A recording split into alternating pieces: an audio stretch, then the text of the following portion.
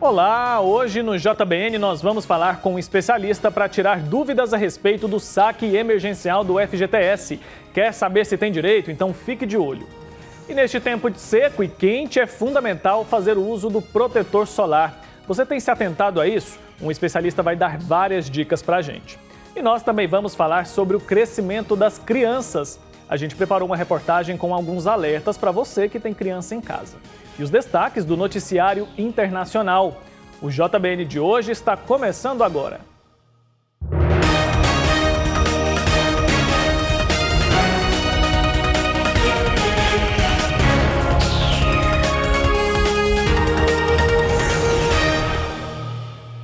Uma boa noite para você, seja muito bem-vindo ao Jornal Boa Notícia desta quinta-feira, 3 de setembro. Já estamos no ar para todo o Brasil e a gente conta sempre com a sua participação.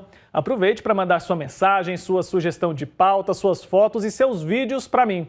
Todos os nossos canais de comunicação estão abertos para você falar com a gente. Você pode entrar em contato pelo telefone da AFIP, o 62-3506-9800, pelo portal paieterno.com e também pelo nosso e-mail jbn@tvpaieterno.com.br. Aliás, por esse e-mail você fala direto comigo. É claro que eu estou esperando a sua participação, tá? Olha só, na nossa primeira reportagem de hoje eu quero trazer um alerta para as famílias que têm crianças em casa. Você sabia que é importante observar o crescimento delas? E que até os 2 anos de idade os principais fatores que determinam o crescimento são nutricionais e o estado geral de saúde? A gente preparou uma reportagem muito interessante sobre esse assunto. Preste atenção. Acompanhar o crescimento saudável dos filhos e netos é uma missão prazerosa para os pais e avós. E para que isso aconteça, é recomendável a participação de um profissional da área, já que é ele que irá reconhecer se o crescimento está ou não dentro da normalidade. O pediatra, ele acompanha todas as medições da criança e para isso ele utiliza de gráficos padronizados para cada faixa etária e para cada gênero. Esses gráficos, inclusive, eles estão no cartão da criança, no cartão de vacina. Então, a melhor forma é acompanhando com o pediatra. A doutora Lara é endocrinologista pediatra e sabe bem que cada criança traz consigo uma carga genética. São características dos pais e avós, que não estão presentes apenas nos traços, mas na altura também. A carga genética influencia muito no crescimento da criança. Ela é responsável por até 80% da estatura final de um indivíduo, mas ela vai começar a ter influência só após os 2 anos de idade. Então, após os 2 anos de idade, a criança começa a se assemelhar à altura dos pais. Estudos mostram que no Brasil, a altura média da mulher é de 1,60 m e do homem 1,73 m. Não alcançar essa altura na vida adulta pode ser normal, mas o ideal é que na fase infantil os pais estejam atentos para qualquer lentidão no desenvolvimento. Primeira coisa, a criança está acompanhando com o pediatra detectou que essa criança está com uma baixa velocidade de crescimento, ou seja, naquele período de 1 ano ela cresceu abaixo do esperado, ou que no gráfico de crescimento ela já está caindo no crescimento. Então, nós vamos investigar qual é a causa da baixa estatura, qual é a causa do baixo crescimento. Detectando a causa, nós vamos direcionar o tratamento diretamente para a causa. Se é uma causa de uma doença celíaca, vamos tratar a doença celíaca. Se é uma deficiência de hormônio tireoidiano, vamos tratar a deficiência do hormônio tireoidiano. E, por fim, investigar se é uma deficiência ou não do hormônio de crescimento. Em algumas famílias já se tornou tradição e vem sendo passada de geração para geração. Pegam a medida da criança aos 2 anos, dobra para saber a altura final de quando ela for adulta. Mas isso é mito ou verdade? Mito. A altura da criança aos 2 anos de idade multiplicada por 2 não é a altura final daquele indivíduo. Às vezes pode até coincidir, mas o crescimento de uma criança ele não pode ser avaliado de forma tão simplista, porque muitas coisas irão acontecer a partir dos 2 anos de idade. A prática de atividades físicas, boa alimentação e um bom sono são fatores fundamentais para o crescimento das crianças. Todos esses pontos merecem total atenção dos pais. E enquanto antes qualquer ação for realizada, maiores as chances de sucesso para um tratamento de crescimento na vida infantil.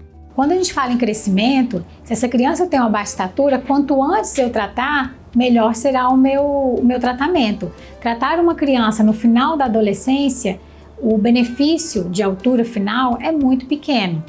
Então a dica principal é observar, né, ficar atento mesmo ao desenvolvimento das crianças e sempre ter o acompanhamento de um profissional. E o nosso assunto agora é o saque emergencial do FGTS. Numa tentativa de amenizar os impactos da crise gerada pela pandemia do novo coronavírus, o governo decidiu liberar para saque parte do saldo do Fundo de Garantia por Tempo de Serviço do Trabalhador.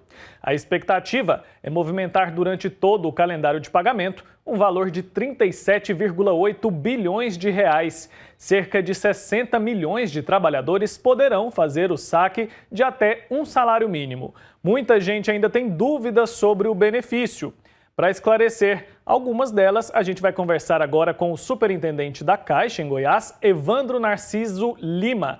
Evandro, uma boa noite para você. Eu queria que você começasse explicando quem vai poder receber esse valor. Boa noite, Wilker. Todos os trabalhadores que têm saldo em conta do FGTS, seja uma conta ativa, ou seja, a conta do atual emprego, ou uma conta inativa, aquela conta de um emprego anterior. A Caixa soma todos os valores e libera o montante até R$ 1.045, limitado, claro, ao saldo de cada trabalhador. No caso dos aposentados, eles também vão ter direito? Como que vai funcionar no caso deles? É todo e qualquer pessoa que tenha saldo em conta, seja conta ativa ou inativa. Se ele for aposentado e tiver saldo em conta, ele também terá direito à liberação. Certo. Tem muita gente que ainda tem um pouco de dúvida a respeito do calendário. É porque são duas datas, né? Uma para o dinheiro ser disponibilizado e uma outra data para a pessoa ir lá conseguir pegar o dinheiro em espécie, né? Como é que isso funciona na prática? Exato, Wilker. Nós temos duas datas. Uma que nós creditamos o valor automaticamente numa poupança social digital. Essa poupança ela é movimentada através de um aplicativo da Caixa chamado Caixa Tem. O trabalhador baixa este aplicativo no app do seu celular e aí automaticamente ele consegue se cadastrar no Caixa Tem. Com uma senha ele vai poder fazer movimentações digitais, quer seja pagamento de contas, quer seja compras em e-commerce, ou mesmo compra em lojas físicas através de um código que é gerado e pareia com a máquina do cartão de crédito. Então, o trabalhador pode usar normalmente o valor depois que ele é acreditado na conta social digital. Mas, se ele não quiser usar o valor eletronicamente, nós vamos ter uma segunda data, que é a data para a liberação do saque em espécie, de acordo com o mês do nascimento do trabalhador. Acho que a maioria das pessoas que tem direito vai sim querer fazer o saque, mas e aquelas pessoas que decidirem, por algum motivo, não pegar o dinheiro? O que ela precisa fazer? Ela precisa avisar o banco ou ela não faz nada? Como que é? Ela precisa comunicar que não quer receber até 10 dias antes do saque. Tá? Se ela não comunicou e ela não quiser receber, basta ela deixar lá o dinheiro na conta digital, que no dia 30 de novembro o dinheiro retorna automaticamente para a sua conta do FGTS, com todos os juros e correções que forem devidas no período. E o trabalhador ele consegue consultar o saldo que ele vai receber? Tem algum canal para ele poder acessar e ver se ele vai ter direito ou não e o valor? E pode fazer isso através do app do FGTS. Lá ele tem exatamente o valor que ele vai receber, calendário de pagamento, tudo devidamente mostrado para ele lá, ou também através do próprio aplicativo Caixa Tem. Lembrando que agora, em setembro, nós vamos liberar os 3 últimos meses, então todos os trabalhadores já estarão com os valores creditados na conta de poupança social digital. Todos os trabalhadores até setembro já estão com os valores creditados. No dia 8 de setembro, acreditaremos nascidos em outubro, no dia 14, nascidos em novembro, e dia 21 de setembro, os nascidos em dezembro, completando assim todos os créditos em poupança digital. Tá certo. Só para a gente esclarecer, para quem não tem conta na Caixa, o próprio banco abre uma poupança social digital? Como que é isso? Exatamente. Tanto faz ter conta ou não ter conta na Caixa, todos os trabalhadores que têm saldo em conta do FGTS tiveram os valores creditados através de uma poupança social digital. Tá certo. Muito obrigado, Evandro Narciso de Lima, superintendente da Caixa aqui em Goiás, pelos esclarecimentos sobre esse assunto, FGTS emergencial. A gente ainda vê muitas pessoas com dúvidas, alguma dúvida a respeito desse assunto. Obrigado por ter vindo aqui para explicar um pouco mais para a gente. Obrigado, Wilker. Boa noite a todos. Boa noite. E olha só, durante a audiência geral, o Papa Francisco convidou o povo católico do mundo inteiro a participar de um dia dedicado à oração e jejum pelo povo libanês. A repórter Carol Matos tem mais informações para a gente. Carol, boa noite para você. Boa noite, Wilker. Boa noite a todos. Pois é, foi a primeira audiência geral do Papa Francisco com a presença de público desde março deste ano. O pontífice dedicou grande parte da cerimônia para a convocação de um Dia Mundial de Oração e Jejum, marcado para a próxima sexta-feira, tendo como intenção especial o Líbano. O Papa observou que por mais de 100 anos o Líbano foi um país de esperança e que os libaneses sempre conservaram sua fé em Deus. Ao povo libanês, o Santo Padre encoraja a perseverança. Aos políticos e aos líderes religiosos, pede para olharem para o bem comum e para se esforçarem na obra de reconstrução do país.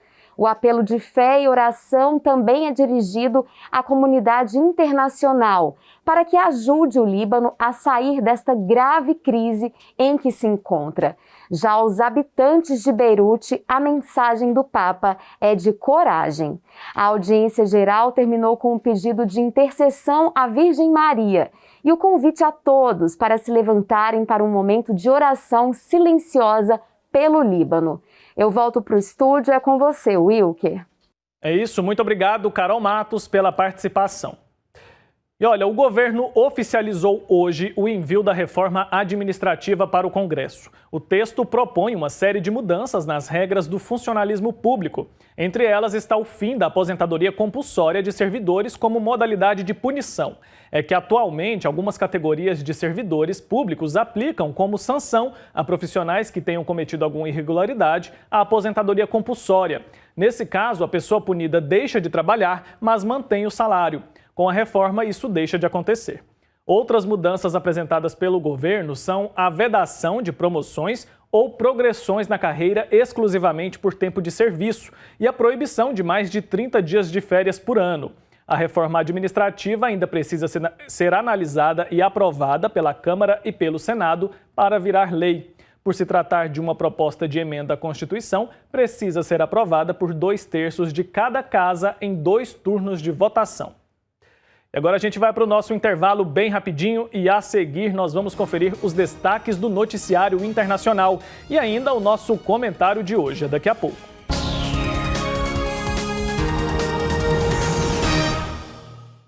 O amor do Pai Eterno está presente em todo lugar e a missão da AFIP é levar esta mensagem adiante.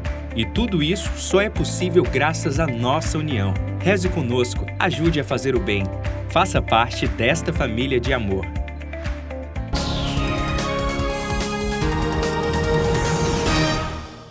E já estamos de volta com o JBN de hoje. Muito obrigado pela sua companhia. O secretário de Saúde de Minas Gerais, Carlos Eduardo Amaral, anunciou que o estado já começou a testar pessoas para coronavírus usando saliva. A nova técnica havia sido anunciada pelo governo no mês passado.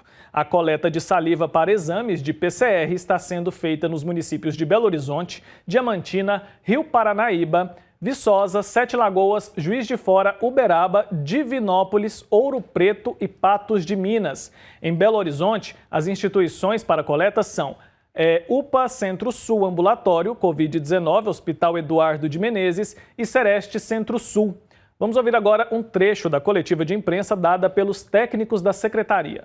Nós já orientamos a rede, aos laboratórios e a rede que faz a coleta para ter essa alternativa. Já distribuímos também os frascos, que são os frascos específicos para essa coleta. Então, em alguns lugares, nós já estamos realizando a coleta através da saliva, em outros ainda não.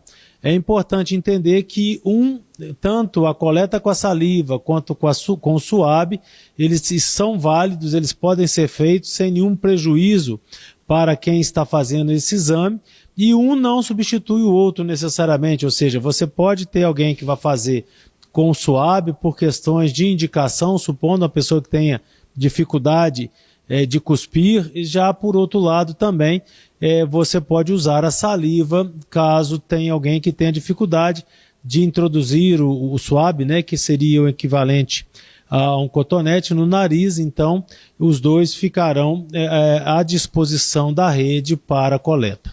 E é momento do nosso comentário de hoje. Você aí de casa tem o hábito de usar protetor solar? Sabe qual o fator da proteção ideal? A dermatologista Marcele Fleury dá estas e outras dicas pra gente. Confira. A população, no geral, já tem consciência que os raios solares, os raios ultravioletas são prejudiciais e nocivos à pele. Podem causar cânceres de pele, fotoenvelhecimento precoce, fotodanos de uma forma geral. E bem por isso, nós já entendemos que nós não podemos sair de casa sem usar filtro solar. Não podemos nos expor à radiação ultravioleta sem estarmos fotoprotegidos. A não ser que seja uma indicação médica, porque o sol também faz bem à saúde. No entanto, nesse momento que a gente está vivendo de pandemia, todos trancados dentro de casa, será que o filtro solar pode ser engavetado? O que vocês acham? A resposta é não. Mesmo nesse momento, nós precisamos continuar esse autocuidado, porque a radiação continua a entrar pela janela do seu quarto, pela janela da sua sala e causar fotodano. Da mesma forma, a luz visível, a luz de lâmpadas, a luz de aparelhos eletrônicos, como computador, tablet, celular, também são prejudiciais. Então é muito importante que vocês tenham essa consciência de se cuidar mesmo sem sair de casa. Agora, uma pergunta que eu sempre recebo: qual é o FPS ideal, doutora? Qual fator de proteção você me indica? Para quem vai sair de casa, para quem está exposto diretamente ao sol, eu sempre prescrevo um FPS a partir de 50. Já para você que está dentro de casa nesse momento, um FPS a partir de 15 já seria adequado, a não ser que, mesmo dentro de ambientes fechados, você seja próximo, fique muito próximo a locais que entram muita luz, como uma janela, por exemplo, ou em frente a um computador. Certo? Porque essa luz visível, como eu já disse, também é prejudicial. E nesses casos de luz visível, é bom dar preferência para filtro solar físico ou para um filtro solar químico que tenha cor, para a proteção ser mais adequada. Outra dúvida muito frequente em relação à quantidade. Qual seria a quantidade ideal, doutora? Qual a quantidade que é suficiente para que eu realmente esteja seguro? Então eu trouxe aqui uma colherzinha de chá dessas tradicionais que vocês têm em casa para nortear a partir de hoje todo mundo que está me assistindo. Essa quantidade é suficiente para que você aplique o filtro solar na face e distribua até o pescoço. Da mesma forma, eu indico, na hora de vocês saírem para poder praticar uma atividade física ao ar livre, não esquecerem de aplicar o filtro solar também no corpo. E para o corpo vale a mesma regra. Esse medidor, né, uma colherzinha dessas, você vai usar para aplicar na face anterior do tronco, face posterior do tronco e em cada braço uma dose dessa. Tá certo? Então eu espero que tenha ajudado e que a partir de amanhã todo mundo coloque isso em prática. Fiquem com Deus e um grande abraço. Ótimas dicas. Obrigado, então, doutora Marcele Fleury, pelo comentário de hoje. É hora de ver o que é destaque no noticiário internacional. Acompanhe comigo. Um poderoso tufão atingiu as duas Coreias nesta quinta-feira, provocando fortes chuvas e inundações. A informação é da emissora estatal norte-coreana KRT. O tufão Maissak atingiu o continente em Busan, na costa sul da Coreia do Sul, com rajadas de vento que atingiram 140 km por hora. Mais de 2.000 pessoas precisaram deixar suas casas e ir para abrigos. Este é o segundo tufão que atinge a região em menos de uma semana. E o atacante Neymar testou positivo para o novo coronavírus. O jogador brasileiro fez o teste depois de se sentir mal durante uma viagem. O pai de Neymar e o filho do atacante também foram infectados. O único assintomático foi o menino, que tem 9 anos. Outros 2 jogadores do time francês também testaram positivo. São eles Di Maria e Leandro Paredes. Nos Estados Unidos, o Centro de Controle e Prevenção de Doenças enviou um plano inicial de vacinação contra a Covid-19 para os 50 estados americanos. Segundo o documento, a imunização em massa está prevista para começar em novembro. As vacinas contra a Covid deverão ser aprovadas e licenciadas de forma emergencial pela FDA, um órgão regulador que exerce um papel semelhante ao da Agência Nacional de Vigilância Sanitária aqui no Brasil. E os chefes dos principais festivais de cinema da Europa se reuniram para a abertura do Festival Internacional de Cinema de Veneza, para dar uma demonstração de solidariedade à indústria duramente atingida pela pandemia. A atriz australiana Cate Blanchett, presidente do júri que concede os prêmios de Veneza neste ano, disse que também quis demonstrar apoio aos cineastas que tiveram que terminar seus filmes em circunstâncias desafiadoras. Esta edição do Festival de Veneza vai até 12 de setembro. Você que acompanha a programação da TV Pai Eterno já sabe que nós estamos no mês da Bíblia e este ano a igreja chama todos para uma reflexão do livro de Deuteronômio.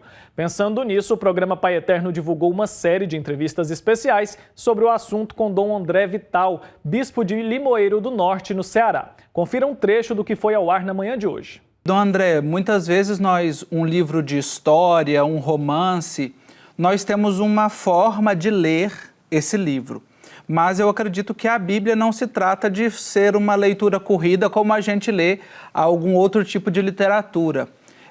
Há modos específicos ou de que modo nós podemos ler a Bíblia?